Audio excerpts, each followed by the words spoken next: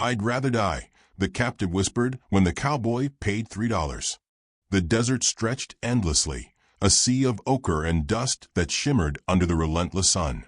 The wind whispered across the plains, carrying grains of sand like scattered memories, stirring only to remind those who wandered that the land had no mercy.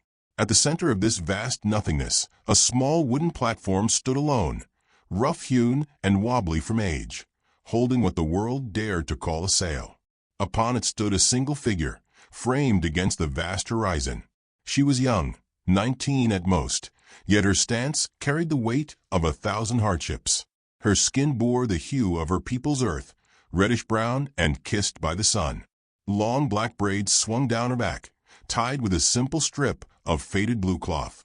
She did not flinch as the wind tugged at her hair or the harsh sun pressed down upon her shoulders.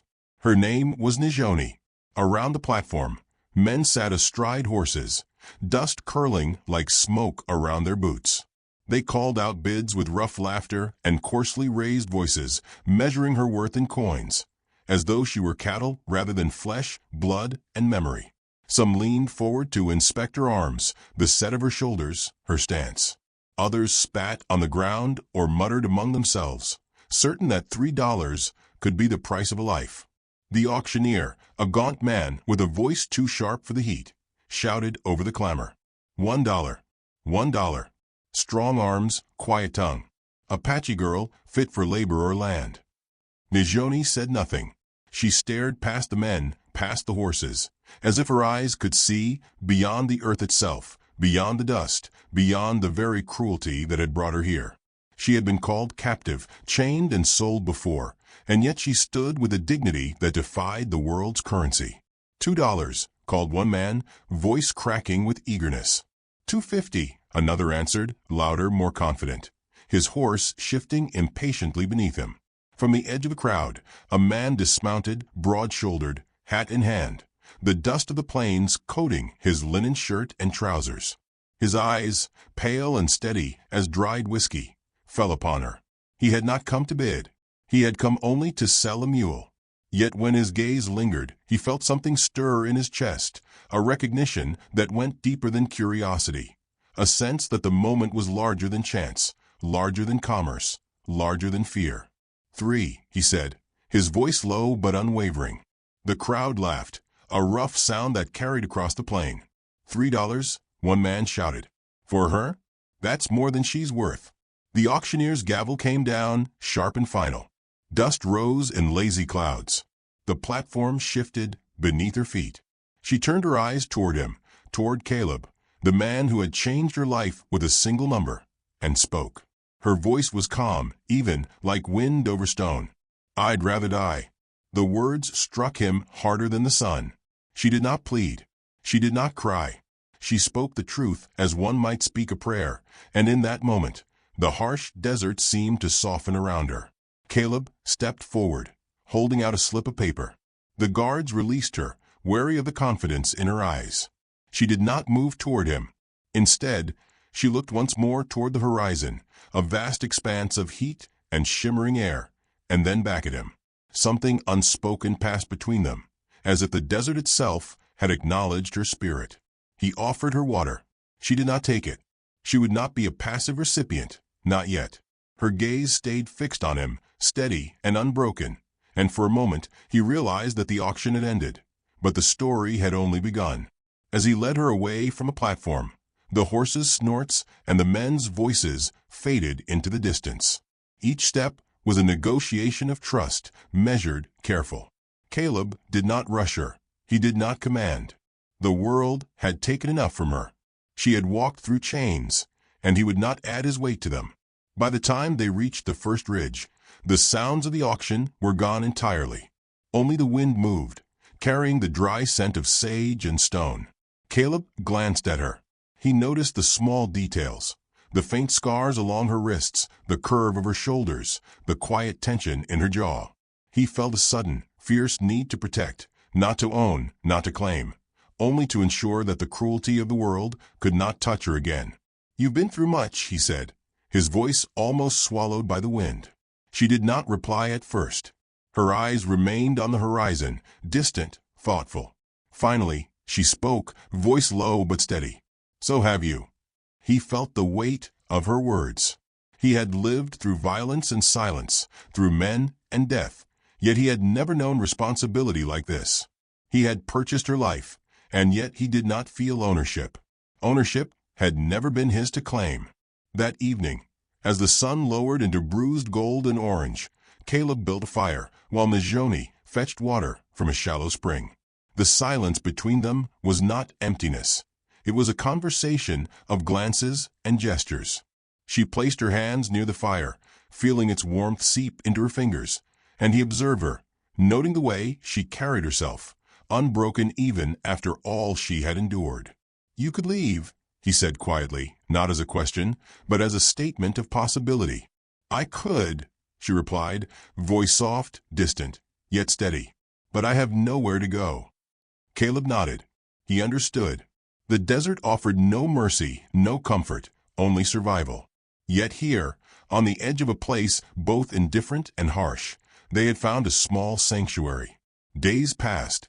They traveled beyond the homestead ruins, Caleb ensuring she was never threatened, and Nizhoni learning the cadence of the land, the rhythm of survival, the way to move with care and certainty.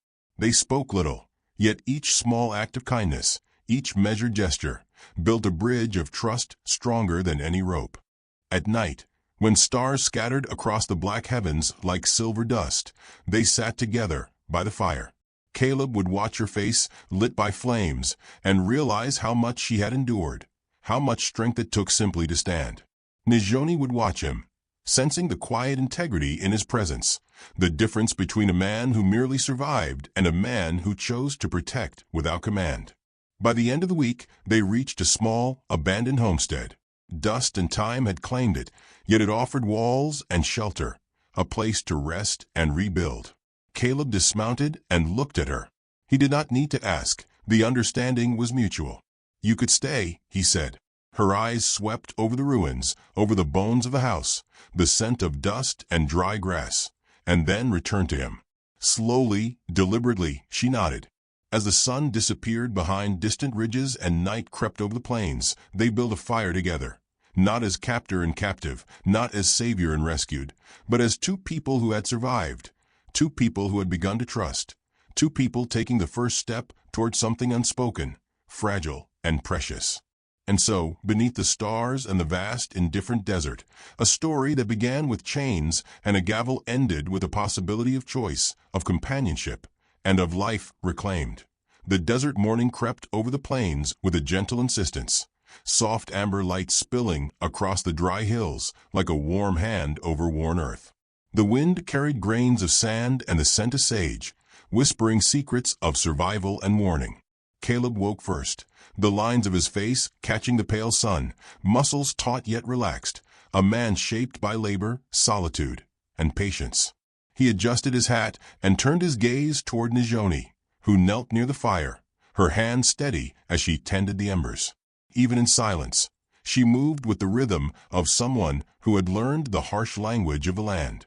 It had been weeks since the auction, weeks since she had stepped away from the platform where men had tried to measure her worth in coins. Yet even here, in the fragile quiet of their shared refuge, the memory lingered. Nizhoni's eyes were no longer only wary. At times they flickered with humor, sometimes curiosity, sometimes the quiet recognition of a heart beginning to trust. Caleb had learned the subtle signs, the tilt of her head toward the wind, the way her lips curved in almost imperceptible smiles, the brief tightening of her jaw when old fears stirred. But the peace of their small homestead was not meant to last. Two figures appeared on the far ridge, riding with the precision and confidence of men accustomed to authority. Dust trailed in their wake, drifting like the last vestiges of a storm. They wore the uniform of the fort, their presence a sharp reminder that the law, or what passed for law, had a claim over Nizhoni. Caleb saw them first, the glint of sunlight on polished metal, the rigid posture of men who believed power could bend the world. Nizhoni froze. Memories pressed against her, old chains tightening invisibly around her chest. She had fled men like this before, yet now, standing beside Caleb, She felt the stirrings of courage she had not known she possessed. Caleb stepped forward, placing himself between her and the approaching soldiers. "Stay back," he said, calm yet unyielding. The lead officer dismounted, every movement deliberate. "She belongs to the fort," he said. "You have no claim." "She belongs to herself," Caleb replied, voice steady. "She is with me now." The officer's laugh cut through the still morning, sharp and cruel. $3, and now you claim her freedom? You think coin can buy what you cannot possess. Caleb's jaw tightened.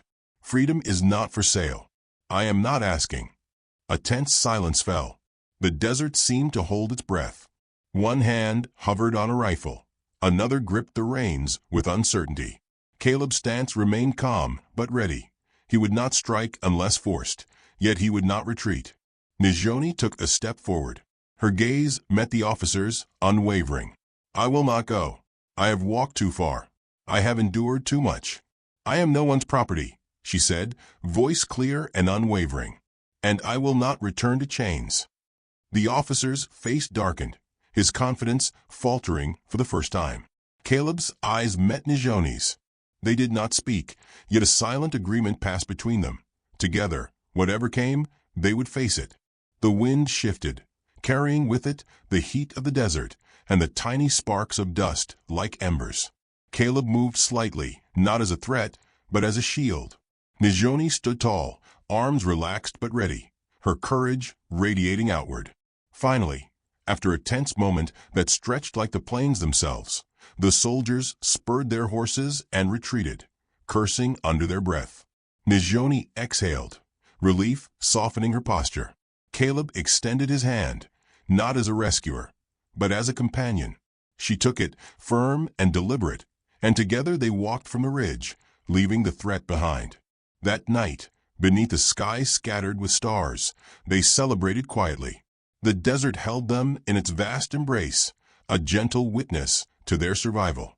Caleb tended the fire, while Nizhoni brought water from a spring. Their glances spoke volumes. Their hands brushed, occasionally resting together in a silent conversation of trust. "You could have left," Caleb said softly, not accusingly. "I could," she replied, her voice quiet, reflective, yet strong. "But where would I go?" He nodded. The desert offered no comfort, only survival. Yet here, on the edge of the world, they had carved a place that belonged to them alone. Weeks passed as they repaired the old homestead. Caleb worked wood and stone. Nizhoni tended the small garden and the horses. Words were few, but gestures were many. A hand offered at the right moment, a shared laugh, the quiet understanding of shared labor. Slowly, trust deepened, building a bond that neither words nor gold could define. One evening, as the sun bled crimson across the horizon, Caleb drew a small bundle from his coat. Inside lay a simple silver ring, worn smooth by time and toil. "Nizhoni," he said, voice low, steady, "you have chosen life over chains. You have chosen courage over fear. Will you choose me always?" Her gaze lingered on the ring, then on him. A faint smile touched her lips, tears gathering at the corners of her eyes. She nodded, voice thick with emotion. "I will," she whispered. The following morning, they arranged a small, intimate ceremony at the edge of the homestead. A few friendly neighbors, a wandering preacher, and the wind itself bore witness. A wooden arch decorated with wildflowers and ribbons marked the space where two lives would formally unite. The preacher spoke softly, words meant not for law, but for hearts. "Two free souls have found one another. Let them walk together in trust, in respect, in love." Nizhoni and Caleb exchanged vows. No one claimed ownership over the other. There was only respect, partnership, and a promise to protect. Hands interlaced, eyes locked, they shared a kiss that was not hurried, not desperate, but slow, deliberate, and infinitely tender. As the ceremony concluded, Caleb lifted her hand to his lips, sliding the silver ring into place. Nizhoni's eyes reflected the infinite sky above. For a moment, the desert paused, silent in acknowledgement of this rare victory.